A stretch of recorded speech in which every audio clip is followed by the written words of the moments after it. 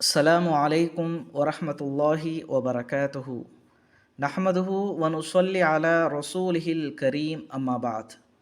கண்ணியத்திற்குரிய எல்லாம் வல்ல அல்லாஹுவின் நல்லடியார்களே, நோன்பின் சில சட்டங்கள் என்ற தலைப்பில் தொடர் உரையாக பார்த்து கொண்டு வருகின்றோம். இஃப்தாரின் சுன்னத்துகள் என்ன என்பதை இப்பொழுது நாம் பார்க்கலாம். நபிகள் நாயகம் ஸல்லல்லாஹு அலைஹி வஸல்லம் அவர்கள் நோன்பு திறப்பதை பற்றி நமக்கு சொல்லியிருக்கின்றார்கள். இரவு வந்து பகல் போய் சூரியன் மறைந்து விட்டால் நோன்பாளி நோன்பு திறப்பார் என்று நபி ஸல்லல்லாஹு அலைஹி வஸல்லம் அவர்கள் கூறினார்கள்.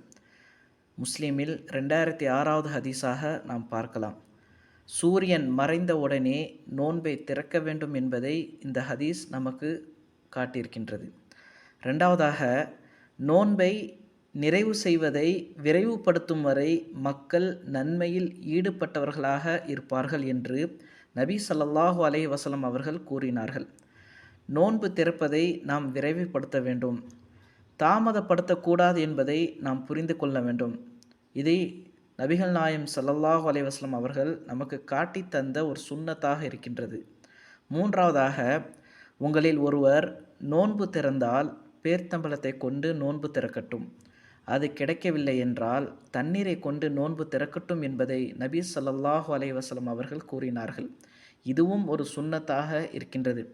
ஆக, நோன்பை வைத்து கொண்டு நோன்பை சூரியன் மறைந்த உடனே திறப்பது ஒரு சுன்னத், விரைவுபடுத்தி திறப்பது ஒரு சுன்னத், பேர்த்தம்பலத்தை கொண்டு நோன்பு திறப்பது ஒரு சுன்னத். ஆக, இந்த சுன்னத்துகளை நாம் பேண வேண்டும்.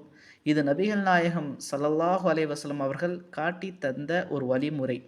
ஆக, இந்த ரமலானுடைய மாதத்தில் நோன்பில் அதிகமாக நன்மைகளை செய்து நபிகள் நாயகம் ஸல்லல்லாஹு அலைஹி வஸல்லம் அவர்கள் காட்டி தந்த சுன்னத்தை பேணக்கூடியவர்களாக நாம் இருக்க வேண்டும். ஆக, அல்லாஹ் நம் அனைவருக்கும் அருள் புரிவானாக. வஆகிரு தாவானா அனில் ஹம்துலில்லாஹி ரப்பில் ஆலமீன். அஸ்ஸலாமு அலைக்கும் வரஹ்மத்துல்லாஹி வபரகாத்துஹு.